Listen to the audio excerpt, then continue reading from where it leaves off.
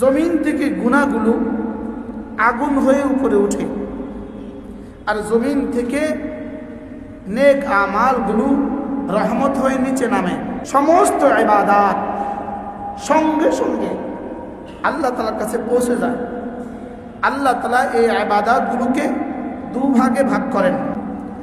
এক ভাগ দুনিয়াতে রহমত হিসেবে পাঠিয়ে দেন, আর আরেক ভাগ এই বান্দার কবর, হাসর, মিজান, ফুলসিরাত, জান্নাতের জন্য রেখে দেন। ওই এক ভাগ আসমান থেকে নামে বলেই সূর্য উঠে, সূর্য ডুবে। এজন্য লা তাকুমুস সাআ হাত্তা ইউকালা আল্লাহ।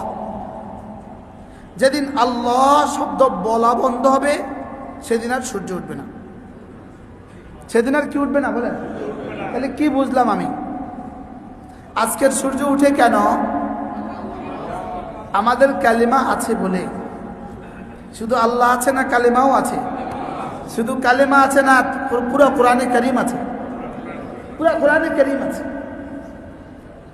এজন্য প্রতিটা ইবাদত দুনিয়াতে কোনো না কোনো ফুল, তো এই ফুল কোনো না কোনো ইবাদতের ফসল। সুবহানাল্লাহ। এই পানি কোনো না কোনো ইবাদতের পুরস্কার। কায়নাতের জাররা জাররা নিজামে কায়নাত ঈমান ও আমলের পুরস্কার।